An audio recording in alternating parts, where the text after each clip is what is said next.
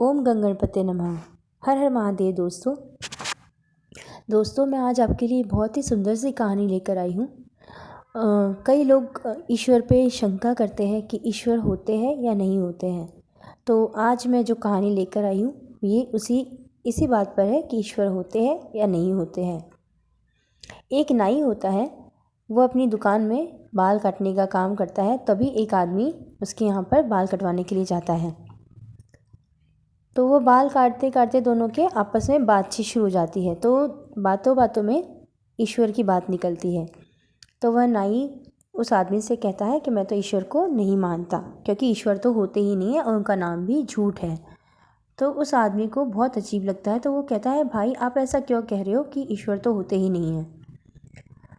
तो उसने कहा कि अगर ईश्वर होते तो वह देखो, मेरे दुकान के सामने जो मंदिर है उसके बाहर ये इतने भिखारी नहीं बैठे होते। और अगर ईश्वर होते तो दुनिया में इतने लोग भूख से या बीमारी से तड़प तड़प कर नहीं मरते। इतना दुख दुनिया में नहीं होता अगर ईश्वर होते तो उस आदमी को यह सुनकर बहुत दुख हुआ। लेकिन उसने बहस करना उचित नहीं समझा। उसने सोचा कि अगर मैं बहस करूँगा भी तो इन्हें समझ में नहीं आएगी।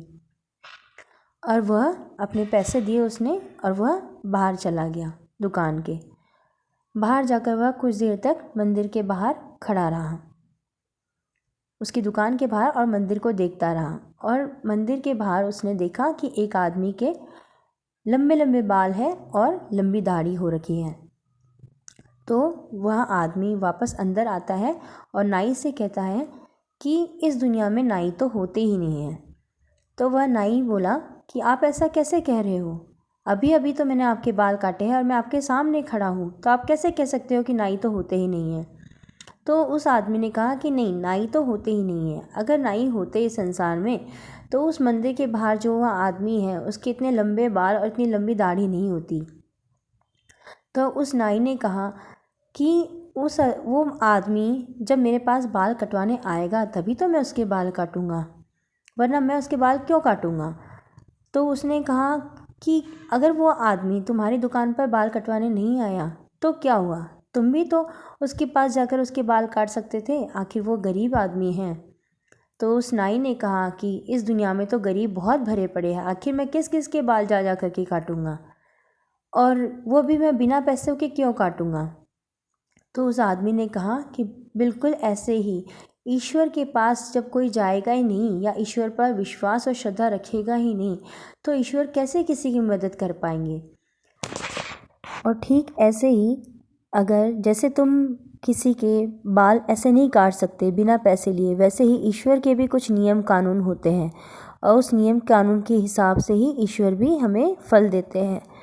अगर सारे ही लोग सुखी हो जाएंगे, दुनिया में सारे ही लोग संसार में सुखी रहेंगे, तो जो हमारे बुरे कर्म हैं वो कौन भोगेगा, वो भी तो हमें ही भुगतने पड़ेंगे ना। इसीलिए जो इंसान दुख पा रहा है उसने कुछ न कुछ ऐसे कर्म किए हैं, इसीलिए वह दुख पा रहा है। और अगर हमें दुखों से छुटकारा चाहिए तो हमें ईश्वर पर श्रद्धा विश्वास रखकर उसके दरवाजे पर जाना चाहिए, और ईश्वर पर विश्वास रखने पर ही ईश्वर हमारी मदद कर पाता है। इसीलिए हम ऐसा नहीं कह सकते कि ईश्वर होते ही नहीं हैं। तो ईश्वर पर श्रद्धा रखो और विश्वास रखो तो ईश्वर हमारी मदद ज़रूर करते हैं, और ईश्वर के द्वार पर हम जाएंगे तो ईश्वर हमारी झोली में खुशियाँ ज़रूर भरते हैं। तो दोस्तों ये कहानी आपको कैसी लगी आप मुझे कमेंट करके ज़रूर बताइएगा। और अगर आप मेरे चैनल पर नए हैं तो मेरे चैनल को सब्सक्राइब कीजिए। वीडियो अगर आपको पसंद आई है तो उसे लाइक करना बिल्कुल मत भूलिए, और सब्सक्राइब बटन के पास ही जो बेल आइकन है उसे प्रेस करना बिल्कुल मत भूलिए, ताकि मैं कभी भी कोई अपलोड करूँ वीडियो तो उसका नोटिफिकेशन आपको सबसे पहले मिले। और अपने दोस्तों के साथ शेयर ज़रूर कीजिए। मेरा वीडियो देखने के लिए बहुत बहुत धन्यवाद।